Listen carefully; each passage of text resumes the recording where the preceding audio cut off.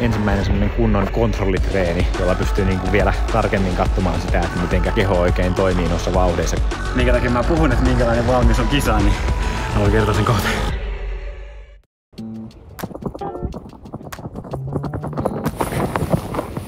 No niin, se on laukku rauhattu seuraavaan leiripaikkaan, eli Pajulahteen. Ja nämä on nyt uusia rakennuksia Pajulahdessa, vaikka siis näyttää samoilta kuin ne, missä ollaan aiempinakin leireinä oltu, mutta ne aiemmat on tuossa vieressä ja nämä uudet on nyt rakennettu sen takia, koska noissa aiemmissa taloissa oli pikkusen ongelmia niiden alpimajojen kanssa, että saatiin pysymään ne huoneet sillä korkealla, niin nyt on sitten rakennettu uudet talot ja näissä toivon mukaan toimisi sitten paremmin nuo alpimajat. Lähdetään sitä vähän testaamaan ja tää on nyt käytännössä jatkoleiri sille urhealeirille, että mä olin 3 viikkoa siellä, kävin sitten viikon verran kotona ja nyt sitten tulee vielä 1 viikon verran leireilyä täällä Pajulahdessa, niin jatketaan täällä leirielämää ja tervetuloa vlogiin.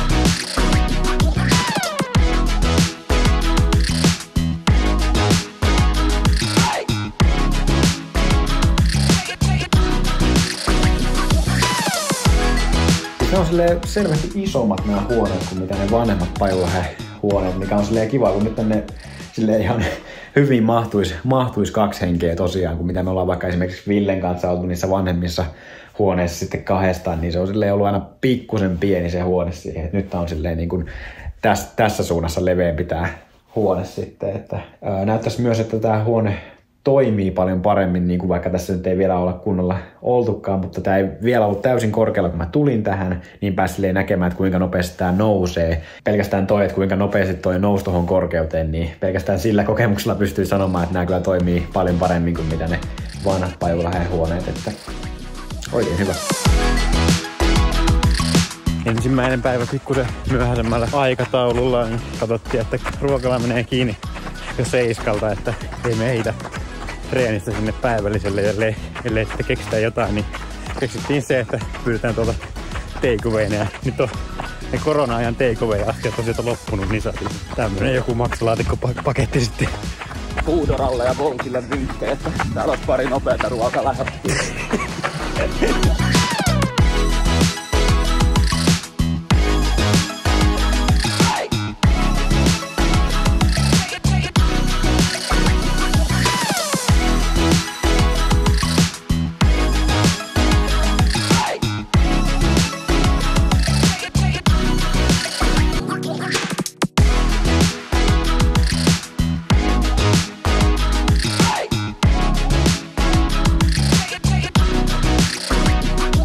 Tänään onkin sitten kovan treenin päivä, että mä vedän 6 kertaa tonnin tossa hallissa.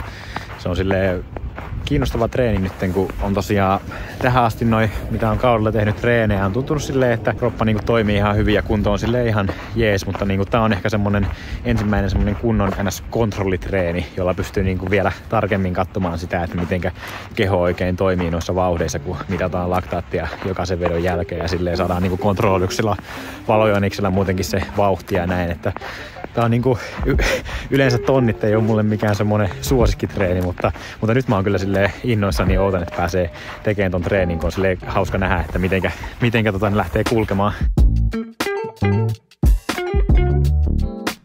Pikkusen tuossa mietin, että kummilla kengillä mä vedän tän treenin silleen, että en ollut vielä tehnyt valintaa, että otin tänne 1500 mukaan ja sitten myös Fuel Cell Pacerit. Ja sitten lopulta päädyin, että no joo, voisin vetää näillä pacereilla sitten, että näissä on kuitenkin hiilikuitulevyjä ja näin. Mutta sitten katsoin, että hetkinen, eihän nää ole edes saman parin kengät, että toinen on Fuel Cell Propel ja toinen on Pacer. Mutta kyllä nää sen verran saman väristä on, että olisi voinut sattua ihan kelle vaan, mutta mä lähden nyt hakemaan sitä puuttuvaa paria tosta Pacerista.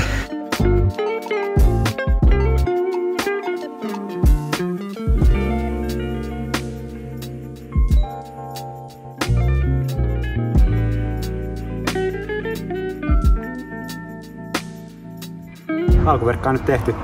Pistetään tonnit käyntiin. Ensimmäinen 3.15.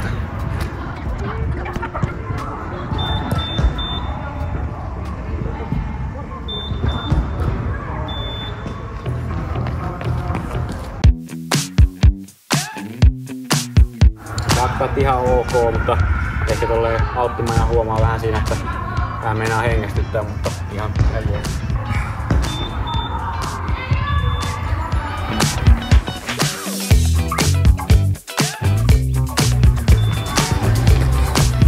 Tempovaihe on silleen, se on vähän kimmoisaa. Näyttää pikkusen joo. Okay. Toinen tehty. Laktaatti hyvin hallussa. Askel kuulemma vähän pompottaa, mutta kohta tulee sen verran vauhtia, että ei sinne kerkeä pompottamaan.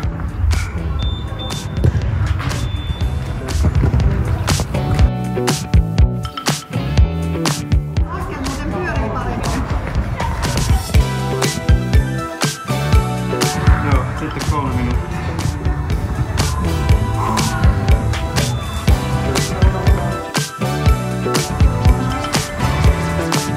Tuntuu ihan hyvältä. Tunsi vedon aikana, että mentiin MK:n puolelle. No, ei se hapoissa niin pahasti näy, mutta pikkuhiljaa hapoksi sieltä nousee.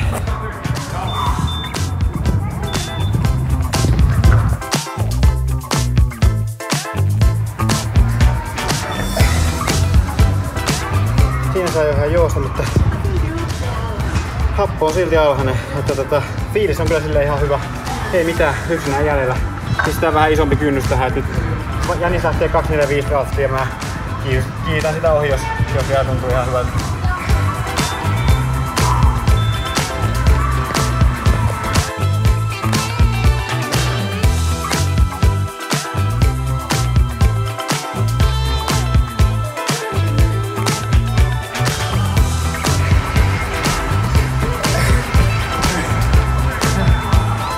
Meni kyllä tosi hallitus ja mä puristanut sinä hirveästi. Ei. 11.2. Joo. On alhainen loppuhappi sille. Joo, Janis tosiaan lähti 245 vauhtia. Ja ajatuksena silleen, että mä vedin ensimmäisen kierroksen siinä mukana ja sitten hiljalleen kiitin sitä ohi. Tuntui silleen kyllä hyvältä, että aika tasaisesti koitin kiihdyttää vaan vauhtia, että ei mitään hullua loppupuristusta tohon. Säästetään ne sitten vähän myöhemmäksi, mutta 241 oli toi viimeinen tonni. Yleisesti fiiliksessä huomaa vähän sen, että ei nyt ihan helpolla tullut se 241. Tai siis silleen, että huomasin, että ei oo. On sitä hetki, kun on tämmösiä vauhtia juossut nyt niin tonneissa. Mutta siis loppulaktaatti kanssa ihan hyvä, niin oikein hyvä setti.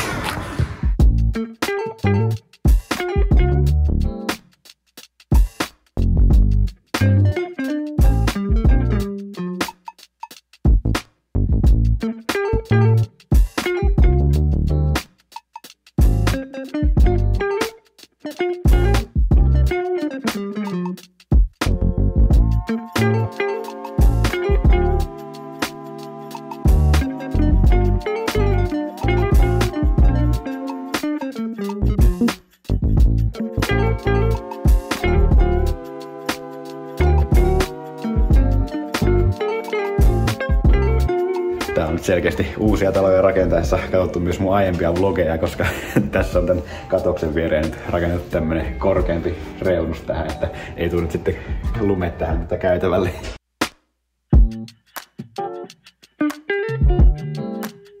Sitten olisi tämä leiri viimeinen tehopäivä.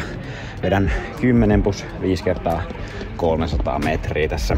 Pistetään sarja käyntiin ja tossa sainkin juuri coachilta ohjeistukset, että kun tuo kauden eka tämmönen 300 setti, niin ei pidä ottaa liikaa painetta tosta ajasta, että ei saa liikaa vertailla sinne, mitä on niinku edellisen kerran, kun on kesällä vetänyt näitä, niin ei saa liikaa vertailla siihen, mutta näitä sitten.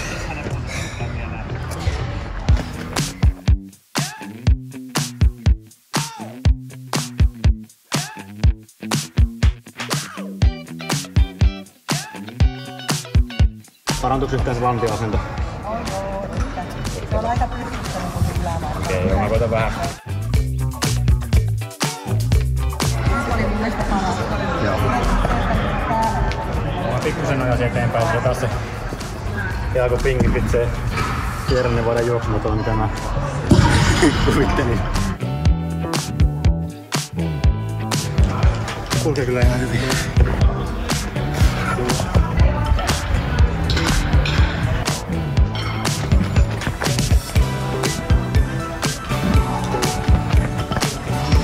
4.7 ja 4.8 ja aika semmoista, ei just mitään hullun kovaa. Sitten tarkoituksena kuitenkin, että pysyisi kontrollissa tää eka sarja.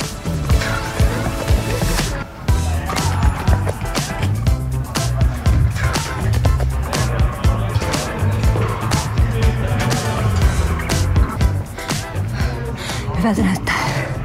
Fiilis silleen kyllä oli hyvä tuossa ekassa sarjassa, että voi niin hyvin laittaa lisää vauhtia tuohon toiseen sarjaan ja vaihoin tosiaan piikkarit jalkaan nyt sitten tähän.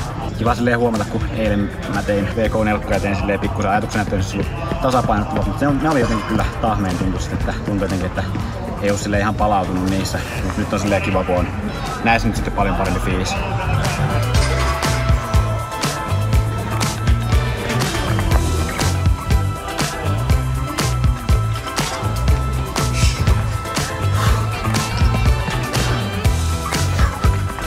Molemmat about 4.2.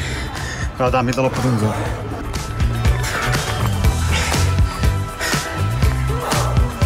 Kolmaskin meni siihen 4.2. 2 jäljellä.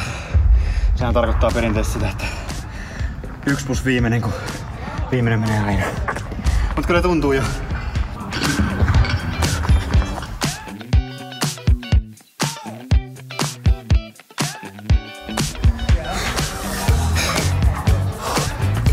No, katsotaan kuinka se viimeinen nyt menee.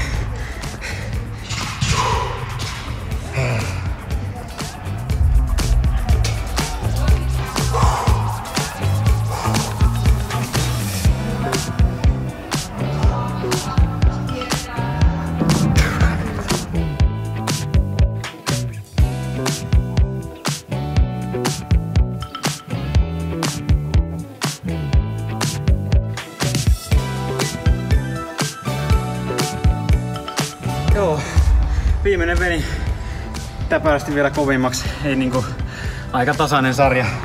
Mitäs Miittu, miten sulla meni? 2 vielä jäljellä. Joo. No niin. Oli kyllä hyvä sarja, että just sitä niinku, kun mulla on käynyt sitä, että on niinku pidemmän sarjapalautuksen jälkeen vetänyt se ensimmäisen ja se tulee silleen niinku aina helposti kovaa, niin sit siinä on käynyt pari kertaa silleen, että se on niinku lähtenyt hyytymään se sarja siitä sitten. Sitten joskus on tehnyt sitten, ettei välttää sen hyytymisen, niin on lähtenyt silleen selkeästi progressiivisesti niinku nostamaan sitä vauhtia, että ensimmäinen jonnekin 4.4 ja siitä 4.3, 4.2, 4.1, mutta nyt se oli silleen, kaikki osui siihen about 4.2, pari viimeistä vähän alle. Et kyllä tää niinku, jos aiempiin vastaaviin treeneihin pystyy vertaamaan, niin tää niinku kertoo, että on silleen ihan hyvä valmius kisaan. Ja minkä takia mä puhun, että minkälainen valmius on kisaan, niin mä voin kertoa sen kohta.